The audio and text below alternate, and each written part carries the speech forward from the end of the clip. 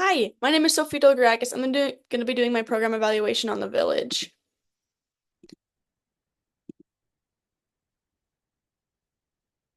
So the village is a safety and assessment center in Bannock County, Idaho, specifically in Pocatello.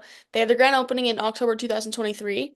Um, the village is a nonprofit, but it was originally funded by the county back in 2022 when they were building. They bought a building and they ended up um, re re-changing everything in it. The village is a safe space for a lot of youth. So since it's a safety and assessment center, they get a lot of different referral types. And it's become a safe space for a lot of the youth to come if they are having troubles at home or at school. Um, so the village is the intake and diversion unit for juvenile justice and the probation. So what that means is that all of the citations for juveniles under 18 cycle through the village. And if they are less than a misdemeanor, then the village is able to screen and assess them and hopefully keep them out of court. So they try and keep these kids out of the system if they can, and they offer a prevention plan. And a prevention, there are 5 different programs at the village, and each of them have a different type of prevention. So there is the citation and alcohol, and what they do is they get all the citations, they screen them, or they get them screened, and then they offer a prevention if it was like an alcohol charge. And then there's the battery and person property program, and that program is very similar. If the youth has a battery charge, a person and property like damage charge, then they will work with them to do a prevention through them. There's truancy court, and truancy court is where kids that have truancy issues and are not going to school, they go once a week in front of the judge, and the prevention officer, and if they had a good week, they get some type of reward for the week, and if they did not have a good week, then they don't, and they have to restart the program. There is the status offender prevention, and what that is different are those charges are things that adults won't get in trouble for. So that's truancy, runaways, curfews, alcohol charges, stuff like that. And that specific person, if they're able to keep them at the village and not send them to court for extra supervision, they do a prevention with them. And then lastly, there's the status offender probation. And they're also in that building because the status offenses, most of the time when there's a status offense, it is a problem within the home and not necessarily criminal behavior. So the status offender probation prevention and all the other prevention officers work really hard to work with the families and get them into resources. And the village has wonderful support from the community.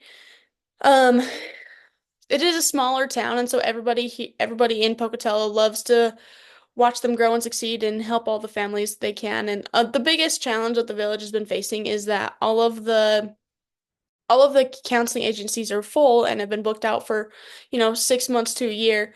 And the reason that is because everybody is on every list. And so the village is really working to create um the relationships with these counseling agencies and with these families and put them on one list and get them in faster.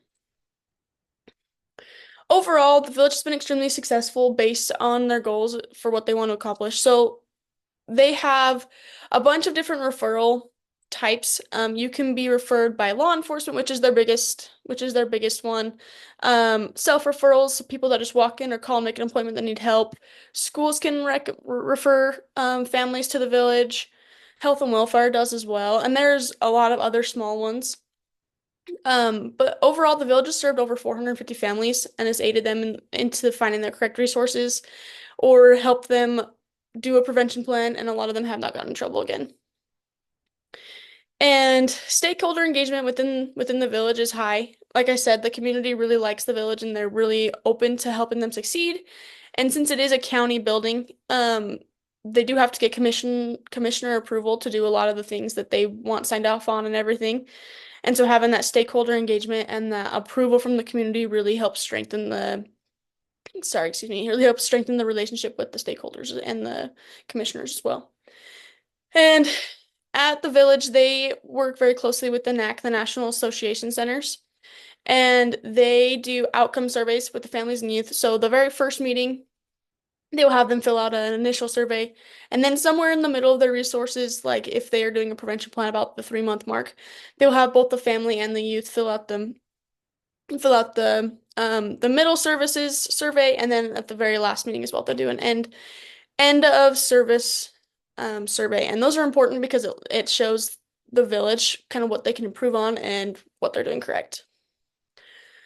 And then they also use two different data collection methods to collect data. So they have one called Apricot, and that is for every single kid that comes to the village. Whether it be a self-referral, a law enforcement referral, health and welfare, doesn't matter. Everybody's in that system, and there are lots of different data collections within that. And then if they are a court kid, so if the village has to send them to court, but court wants them to do a prevention, they can be court ordered to do that prevention.